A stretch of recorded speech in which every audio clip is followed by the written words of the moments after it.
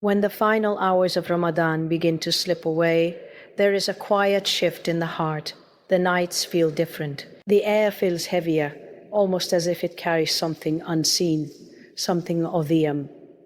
You start to realize that what is leaving is not just a month. It is a farsota that may not come back again.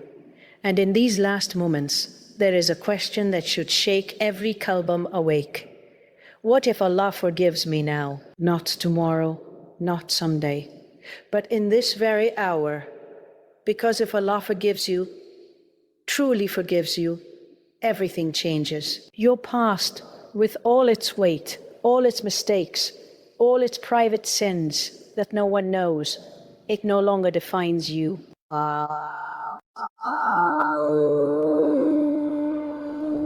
The Rasul Salva told us that the one who repents from sin is like the one who never sinned at all. Imagine that. Not just forgiven, but erased, as if those safhate were never written. And yet, how many of us stand in these last nights still carrying guilt as if it is part of our identity? We say, I've done too much, or I keep going back, or I'm not like those people who are truly close to Allah. But who told you that? Who made you the judge of Allah's mercy? Allah is not waiting for your perfection. He is waiting for your return. In these final hours, Allah is opening doors that are not open the rest of the year. There is a night better than 1,000 months. There is a Rabb who descends in a way that befits His majesty and asks, is there anyone seeking forgiveness so I can forgive them? This is not a metaphor, this is an invitation. And the most dangerous thing is not that we sin. The most dangerous thing is that we become numb to the farswasa of being forgiven. Because if Allah forgives you now, your relationship with Him transforms. Salah is no longer a burden. It becomes a meeting. Dua is no longer empty words. It becomes a conversation. The Quran is no longer distant.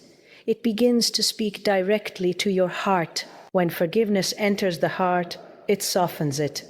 And when the heart softens, everything changes. Your huff changes. It is no longer a huff of punishment alone, but a huff of losing closeness.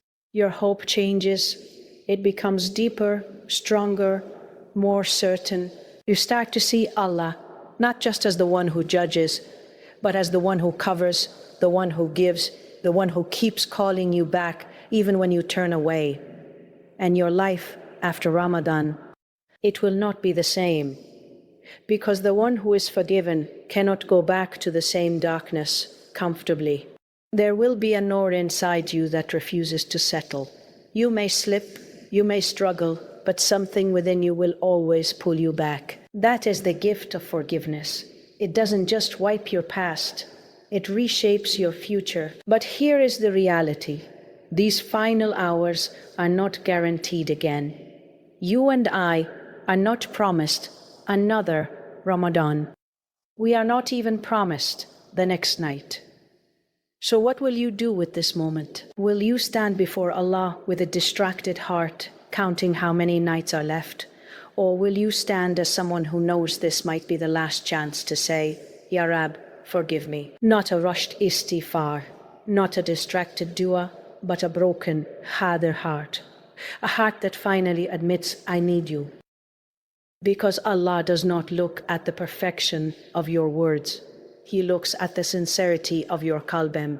Cry if you can. And if you cannot cry, then ask Allah to give you a heart that cries. Raise your hands even if you feel empty. Say His names even if your tongue feels heavy. Keep knocking, because the door you are knocking on is not closed.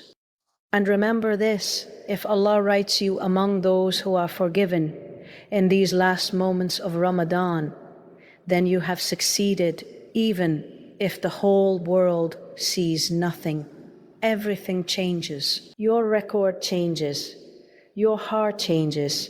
Your direction changes. Your akira changes. So don't let this hour pass like any other hour. This might be the moment that rewrites your entire story. The final hours of Ramadan are not like any other time in the year. There is a depth to them, a quiet intensity that many hearts feel but cannot fully explain. It is as if everything begins to slow down, and what truly matters becomes wataha.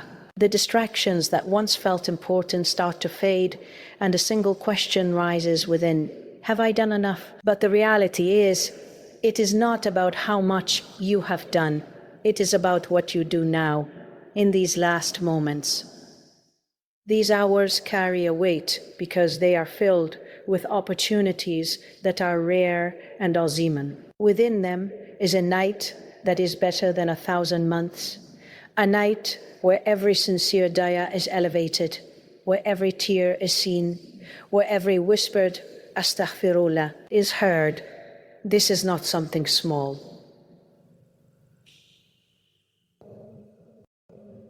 This is Allah giving you a force that could change everything. Even if your entire Ramadan did not go the way you planned, maybe you started strong and then became tired. Maybe you had intentions that you could not fulfill. Maybe you look back at the month and feel regret more than satisfaction. But these final hours are not here to remind you of what you missed. They are here to open a door to what is still possible. Allah's mercy in these moments is not limited by your dafet. It is not reduced because of your inconsistency. In fact, sometimes it is in these very moments of weakness, when you finally realize how much you need Him, that your qalbim becomes more sincere than it has ever been. Think about it, one sincere dua in these last hours can outweigh days of distraction. One moment of true humility can be more beloved to Allah than long acts of worship done without presence. This is why these moments are so powerful. They are not about quantity, but about truthfulness.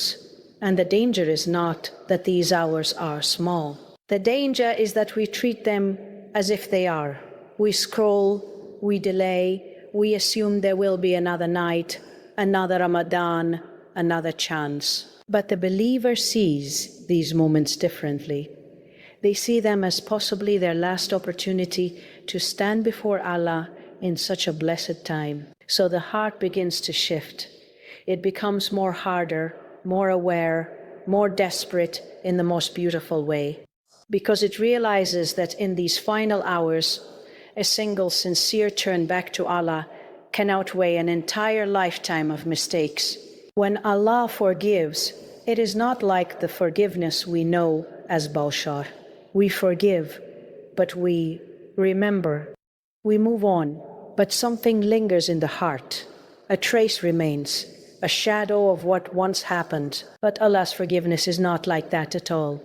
When He forgives, He removes the sin completely, as if it never existed in the first place. This is something the heart struggles to fully comprehend. How can years of mistakes, hidden sins, repeated ilayoda to the same dohfet, how can all of that simply disappear? And yet, this is exactly what Allah wa'ad. The one who turns back to Him with sincerity is not just pardoned, but purified. The Rasulul Zama taught that the one who repents from sin is like the one who never sinned at all. Not reduced, not partially forgiven, completely renewed. Imagine standing before Allah with a record that once carried weight, but now it is empty of those sins. Not because you earned it, but because He is Al-Ghafur, the one who loves to forgive again and again. And even more than that, Allah, in His mercy, can transform those very sins into good deeds. The same actions that once distanced you from Him can become a means of drawing closer, simply because you turned back with a sincere heart. This is not just forgiveness, it is generosity beyond what we can understand. But many hearts hold themselves back from this reality. They live as if their past defines them. They replay their mistakes. They label themselves by what they did, and they carry a burden that Allah Himself is willing to remove. It is as if they are saying, without realizing it, that their sins are greater than His mercy. And that is the zulm we do to ourselves. Because Allah is not asking you to erase your past. He is asking you to return, to come back with humility, with regret, with hope. And when you do, He does not meet you with Al-Hisab first. He meets you with mercy.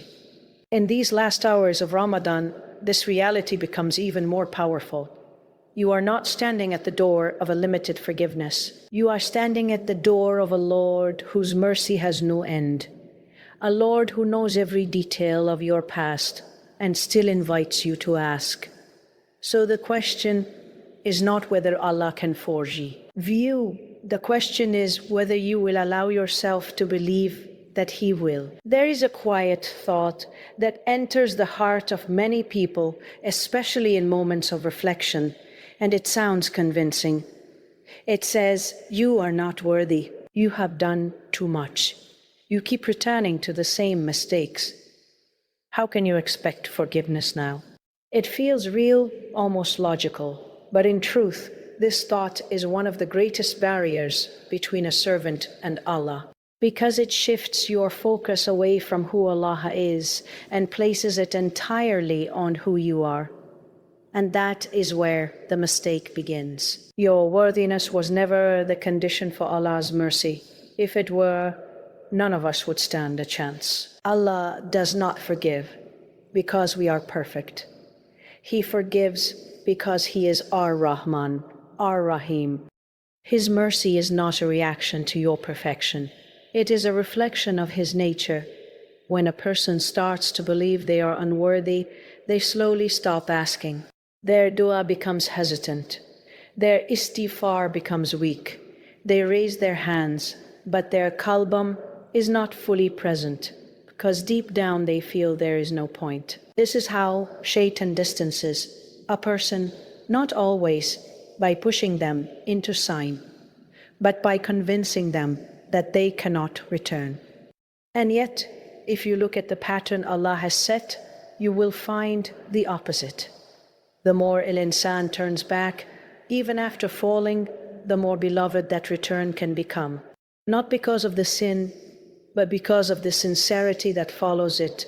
A broken heart that comes back to Allah with humility is more valuable than a heart that never felt its need for Him. Think about how many times Allah has already covered you, how many sins were hidden, how many mistakes were not exposed, how many times you were given another chance without even asking. If Allah wanted to turn you away, He would have done so long ago. But the fact that you still feel the urge to return, that you still feel guilt, that you are still thinking about Him, this itself is a sign that He is inviting you back. Allah is not waiting for you to become flawless. He is waiting for you to come as you are, weak, struggling, imperfect, but sincere. So the feeling of unworthiness is not humility. True humility is to recognize your DRHAIFAA, but at the same time to have complete trust in Allah's mercy. To say, I am not worthy, but you are the most merciful, and I have nowhere else to go. That is the qalban that reaches Him. When Allah forgives you, the change does not remain limited to your record. It begins to reflect in your heart, in the way you feel, in the way you connect, in the way you abadad,